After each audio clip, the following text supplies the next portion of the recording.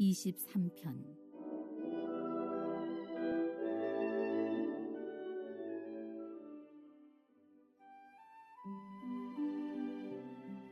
여호와는 나의 목자시니 내게 부족함이 없으리로다.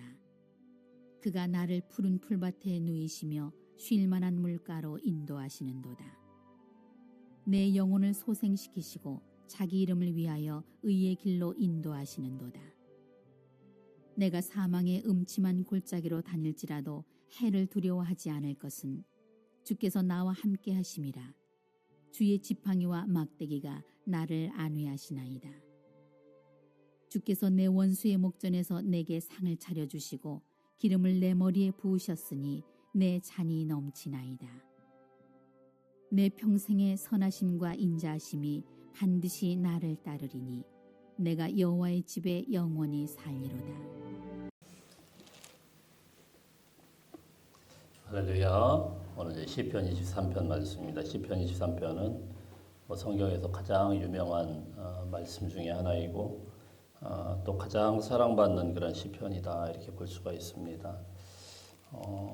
근데 이런 시편은 설교자들이 매번 이제 설교를 해야 되니까 가장 또 부담스러운 시편 중에 하나예요. 왜냐하면 워낙 많이 들어서. 근데 예전에 제 부목사 때 선배 목사님이 이 시편 23편을 가지고 새벽에 설교를 하신다고 다 나오셔서 너무 이 시편 23편에 심취해가지고 은혜를 받아가지고 1절부터 6절까지 다 읽으시더니 눈물이 글썽글썽 이러더니 아무 말씀도 안 하시고 이 말씀으로 은혜 받으세요 들어가셔가지고 담임 목사님한테 엄청나게 혼났던 적이 있습니다. 근데 이제 사실은 뭐 덧붙이고 뭐 이런 것보다도 이 말씀 자체가 워낙 또 은혜가 되고 유명한 그런 말씀이라서 여러분들은 뭐 신앙생활하면서 수도 없이 들었던 그런 말씀이라고 생각을 합니다. 그런데 이제 시편 23편 말씀을 보면서 가장 처음에 우리가 눈에 들어오는 것이 무엇입니까? 내게 부족함이 없으리로다. 야, 하나님 말씀 믿으니까 하나님께서 우리 어렵고 결핍들을 다 채워주는구나. 이렇게 이런 데서 이제 은혜를 많이 받는데 사실은 시편 23편은 굉장히 짜임새 있게 쓰여진 시이고 가장 중심축이 4절 말씀입니다.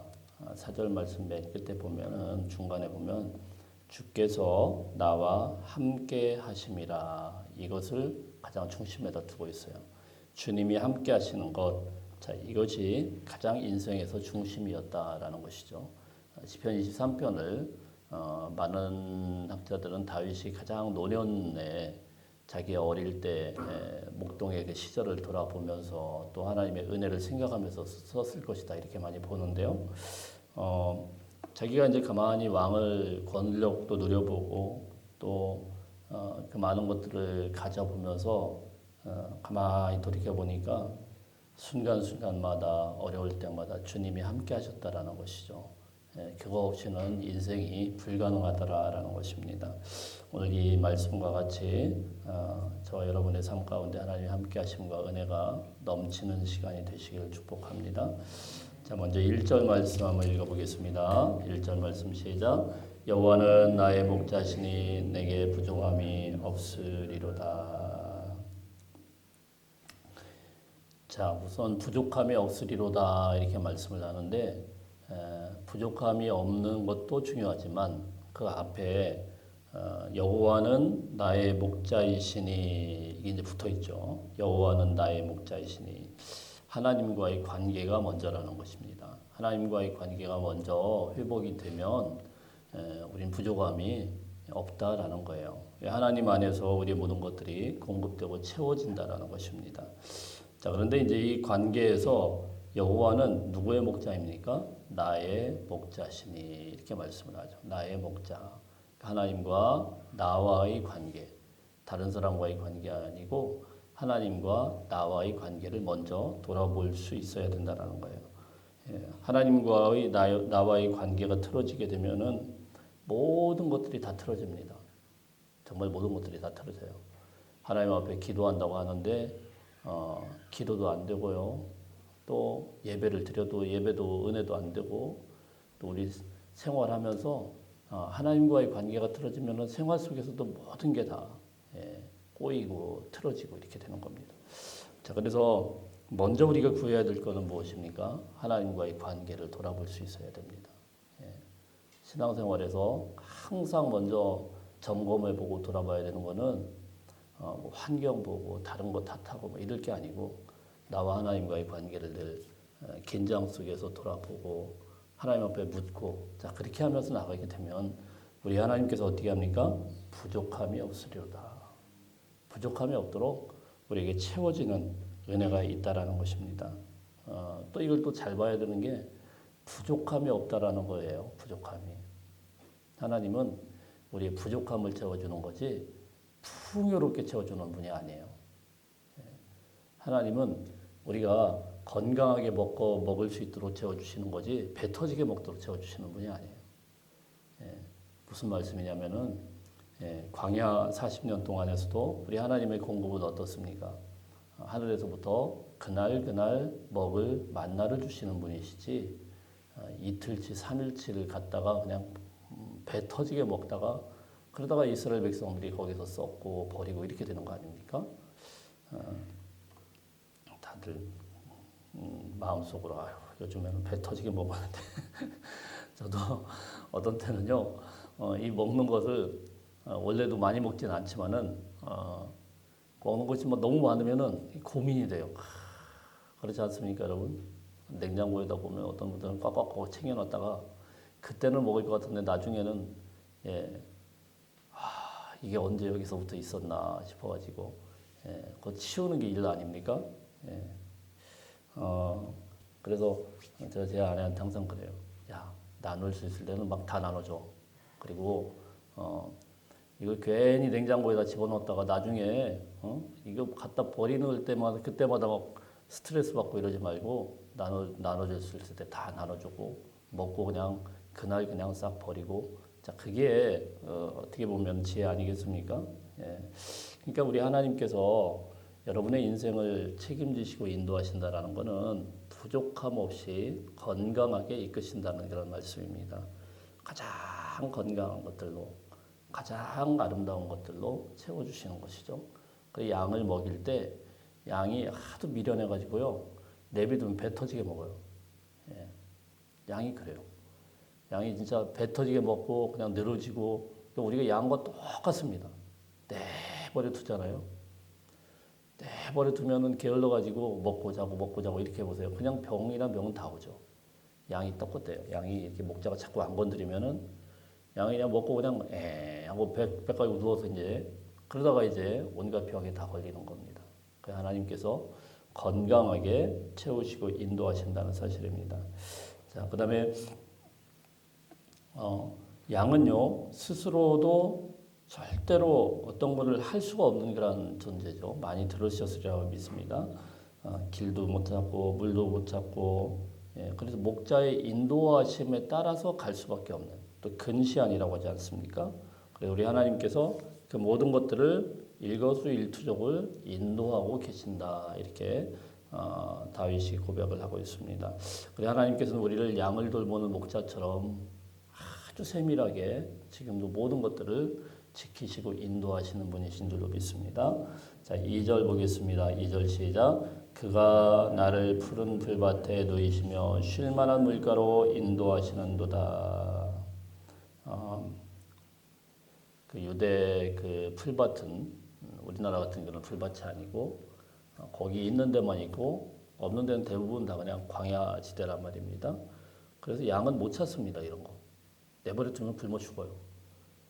목자가 양을 다 이끌고 가야 돼요. 그래서 유목을 하는 겁니다. 그래서 거기다 딱 갖다 놓으면은 풀만 뜯어먹어요. 뜯어먹고 뭐 뿌리까지 뜯어먹다가 또 다른 데로 움직이고 자 이렇게 한다고 합니다. 그래서 양이라는 이 참 미련한 존재는 목자 없이는 절대로 존재할 수가 없어요. 자 그다음에 목자가 인도하는 대로 쉴 만한 물가로 풀밭으로 인도를 하고요. 우리 3절 볼까요? 3절 시작. 내 영혼을 소생시키시고 자 여기까지요. 또 우리 하나님께서는 영혼을 소생시키신다 이렇게 말씀을 합니다. 우리가 필요한 대로 풀밭으로 물가로 인도하시는 하나님. 근데 영혼을 소생시키시는 하나님. 여러분의 상처 입은 마음들, 지친 영혼들, 낙심한 심령을 우리 하나님이 일으켜 세워주시는 줄로 믿습니다. 예, 여러분들 스트레스 받을 때 우리 성도들은요 근본적으로는 하나님 안에서 회복돼야 돼요. 먹을 걸로 회복하면 안 됩니다. 먹을 걸로 회복하면은 살만 쪄요. 그런 거는 그냥 임시예요. 근본적으로는 우리 하나님 안에서 쉴 만한 물거로 인도하시고 영혼을 소생시키는 우리 하나님 안에서 회복돼야 됩니다. 그리고 우리 기도하면서 또 하나님 찾으면서 주님, 그러면 주님의 은혜를 받을 때 그때 진짜 회복이 일어나는 거예요. 예.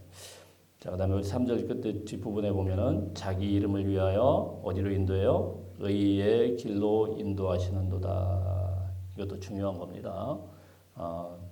부족함이 없으리로다. 또 의의 길로 인도하시는도다.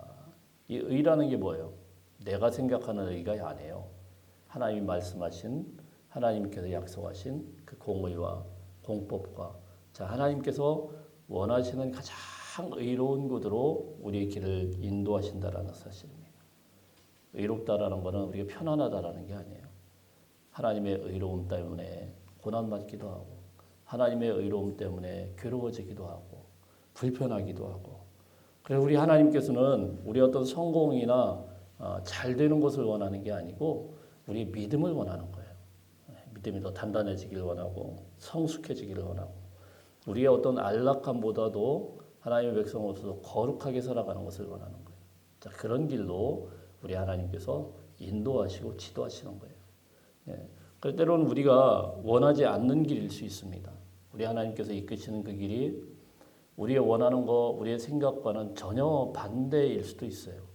불편할 수도 있어요. 그러나 하나님께서 결코 그 길을 붙드시고 인도하시는 그 길이 하나님 안에서 포기되지도 않고 그 길을 따라갈 때 의롭게 우리 하나님의 자녀로 살아가게 될 줄로 믿습니다. 자, 그 다음에 우리 4절 보겠습니다. 4절 시작. 내가 사망의 음침한 골짜기로 다닐지라도 해를 두려워하지 않을 것은 주께서 나와 함께 하심이라.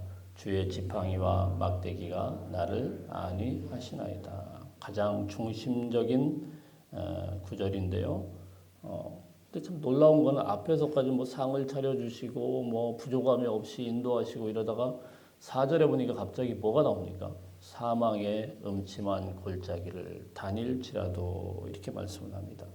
사망의 음침한 골짜기를 다닐지라도 하나님의 인도하심을 받는 사람인데 사망의 음침한 골짜기가 있어요.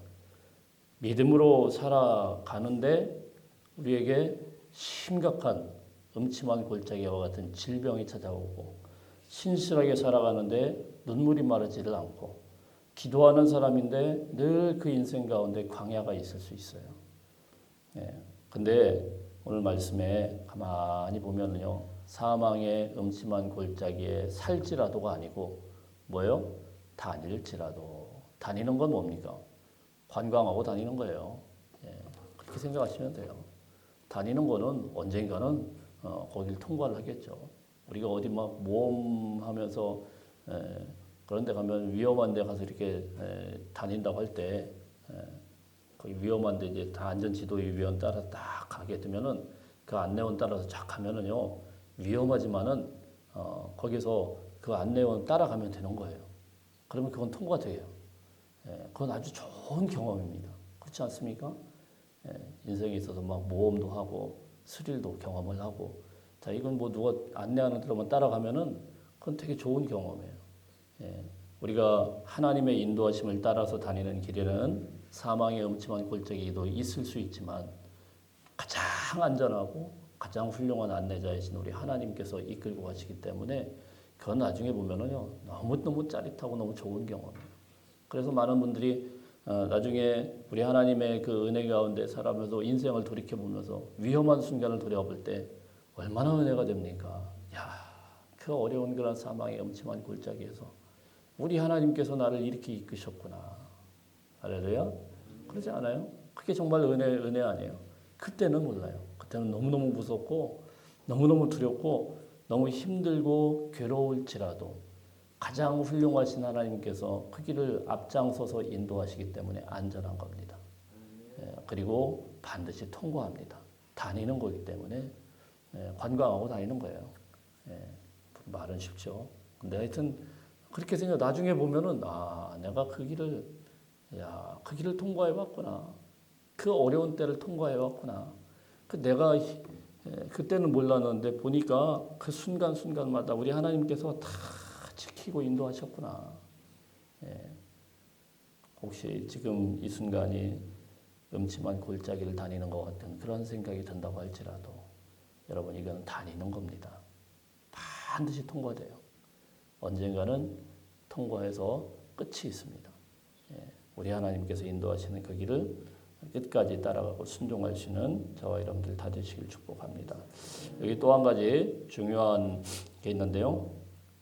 1절부터 3절까지는 주어가 그가입니다. 그가 인도하시고 그가 회복시키시고 그가 채우십니다. 4절에서는요. 주께서입니다. 주께서. 이제 인생이 바뀌어요. 어디서 바뀌죠? 음침한 골짜기에서 바뀌어요. 우리 인생은요. 그냥 편안하게만 가면은 하나님이 객관화돼요. 하나님은 나와는 상관이 없다. 하나님은 그냥 하나님이시고 하나님 그분이 다 알아서 하시겠지. 근데 정말 인생의 골짜기에서는요 어떻게 됩니까? 주님, 저 주님 없으면 죽어요. 이렇게 바뀌는 거죠. 그러니까 어떻게 보면 우리가 이렇게 참 인생의 그 역설인 것 같은데 참 어렵고 힘든 그런 과정을 통하여서 우리 신앙이 더 성숙되고 더 하나님의 이름을 철저하게 부르는 거 아니겠습니까? 자, 주께서 나와 함께 하심이라. 자, 골짜기가 있지만은 주님께서 나와 함께 하시고 여러분과 함께 하시는 것을 믿으시기를 축복합니다. 우리 4절 끝에 보면 주의 막대기와 주의 지팡이가 나를 안위하시나이다. 이 막대기라는 거는요. 호텔이라고 해서 목자의 막대기라고 합니다. 이게 다 올리브 나무로 되어 있는데 올리브 나무가 이게 오래되면은요. 굉장히 굵게 이렇게 자라납니다. 그래서 지금도 겟세마네 동산이라고 거기 지금 예수님이 기도하셨다라고 그 예수님 때부터 지금 살아있는 올리브 나무래요. 믿거나 말거나 잘 모르겠는데 하여튼 그 보면은 올리브 나무 같지가 않고 이래요.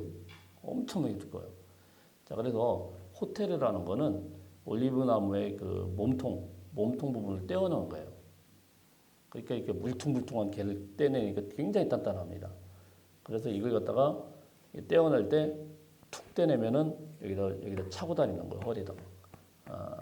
허리에다 끈을 매달아 차고 다닙니다. 그래갖고 맹수나 또 싸나운 뭐 짐승이 오게 되면은 이걸 갖다가 머리에다 탁 집어 던지는 거예요. 그럼 여기 머리에 딱 맞고 걔들이 이제 도망가게. 이게 나무 도끼 비슷하다 생각하시면 됩니다. 이것도 여기 차고 다니는 게 그게 막대기예요, 막대기. 그다음에 지팡이는 뭐냐면 지팡이는 이제 우리가 생각하는 지팡이다 생각합니다. 근데 올리브 나무의 뿌리 부분에서 나오는 연한 순이. 그러니까 올리브 나무는요, 그냥 나무가 이렇게 자라는 게 아니고 울퉁불퉁 자라고 그리고 뿌리에서부터 계속 새순이 나와요.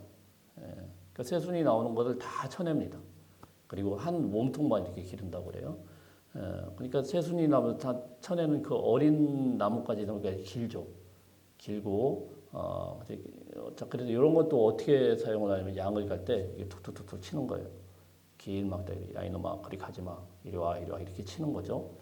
그리고 또 아주 중요한 것을 사용을 한다고 그래요. 이 긴 막대기요. 가다 보면은 덤불도 있고 또 물도 있고 웅덩이도 있고 이렇지 않겠습니까? 그럼 이 막대기를 이렇게 쭉 집어넣어 보는 겁니다. 이게 늪지역인지 얼마나 깊은지. 자, 그래서 쑥 집어넣어 보고는 여기는 안전하구나. 그럼 가라. 안전하지 않으면 저리 돌아가라. 이렇게 툭툭 인도하는 게 바로 이 지팡이입니다. 이 넷째를 한 지팡이인데, 자, 하나님께서 우리의 인생을 이렇게 인도하시더라는 거예요. 주의 지팡이처럼 지팡이를 가지고 깊이를 재는 거죠. 깊이를 쑥 재가지고 야, 너 이거 너무 깊으니까 여기는 가면 안 돼. 위험 신호를 알려주고 그 투투투투 치면서 야, 이거 왼쪽으로 가야 돼. 오른쪽으로 가야 돼. 예, 우리 하나님께서 우리의 길을 아주 세밀하게 걸음걸음 하나하나를 인도하고 계심을 믿으시기를 축복합니다. 예, 여러분이 걸어가는 골짜기가 무엇입니까? 경제적인 어려움입니까? 관계적인 상처입니까? 또 하나님 안에서 침체되고 있습니까? 우리 하나님께서 그럼에도 불구하고 지팡이와 막대기로 위험한 것들 다 극복하도록 또 그것을 이겨내도록 철저하게 인도하고 계신 것을 믿으시길 바랍니다. 우리 마지막 절이죠. 5절, 6절 한번 쭉 읽어봅니다. 시작. 주께서 내 원수의 목전에서 내게 상을 차려주시고 기름을 내 머리에 부으셨으니 내 잔이 넘치나이다. 내 평생의 선하심과 인자하심이 반드시 나를 따르리니 내가 여호와의 집에 영원히 살리로다. 주님께서요, 내 원수의 목전에서 내게 상을 차려주세요. 예, 원수가 우리 눈앞에 그대로 있어요. 그 앞에서 우리 주님은 잔치를 베풀어 주셔요. 예, 또 그 앞에서 내 머리에 기름을 부으셨어요. 이제 고대 근동의 이제 중동 지방에는 손님들이 들어올 때는 무조건 머리에 기름을 붓습니다. 그렇게 하나님께서 우리를 환대해 주시고 이 잔치 자리로 인도하셨다라는 사실이에요. 자, 그랬더니 내 잔이 넘치나이다. 하나님의 은혜가 그냥 간단하게 조금 짤박짤박한 게 아니고 넘치도록 부어주시는 그런 은혜. 사망의 음침한 골짜기를 다 통과하고 인도하는 대로 다 따라가고 마지막에는 우리 하나님께서 넘치도록 우리의 이 잔치 자리로 인도하신다는 사실입니다. 6절에 보면 내 평생에 선하심과 인자하심이 반드시 나를 따르리니 따른다라는 말은 추격한다는 말이에요. 추격한다. 다윗은 평생 동안 많은 사람들의 추격을 받았어요. 사울에게 쫓겼고 블레셋에게 쫓겼고 압살롬에게 쫓겼어요. 근데 인생을 돌아보니까 자신을 끝까지 따라온 것은 원수가 아니고 하나님이셨어요. 하나님이 계속 추격하듯이 그 뒤에서 돌아보니까 일거수일투족의 하나님의 흔적이 있던 거예요. 그때는 몰랐어요. 하나님의 그 헤세드, 그 언약적인 사랑. 내가 너를 이토록 사랑한다. 그 사랑으로 주의 나에게 보호 아래 끝까지 붙드시고 끝까지 추격하셔서 우리를 이끄시는 그 은혜가 있었더라라는 것입니다. 마지막으로 다윗은 인생의 종착지를 보죠. 여호와의 집에 영원히 살리로다. 영원히 살리로다. 가장 안전한 곳으로 우리 하나님이 인도하시는 그 가장 영원한 하나님 나라로 이끄시는 인생의 목적지는 가장 최종적인 목적지는 푸른 투장도 지나가게 되고요. 골짜기도 지나가게 되고 원수의 목전도 다 지나갑니다. 마침내는 내가 주의 집에 여호와의 집에 영원히 살리로다. 이 은혜를 기억하시면서 저와 여러분의 인생 가운데 주의 은혜로 충만한 하루가 되시길 축복합니다. 목자 되신 하나님은 우리의 필요를 채우시고 골짜기에서도 함께하고 계시고요. 끝까지 책임지시고 마지막에는 영원한 집으로 우리 하나님께서 인도하고 계십니다. 그러므로 환경에 성공에 또 실패에 근거하지 마시고 오직 목자 되신 하나님만 바라보시면서 그 안에서 승리하기를 축복합니다. 기도하겠습니다.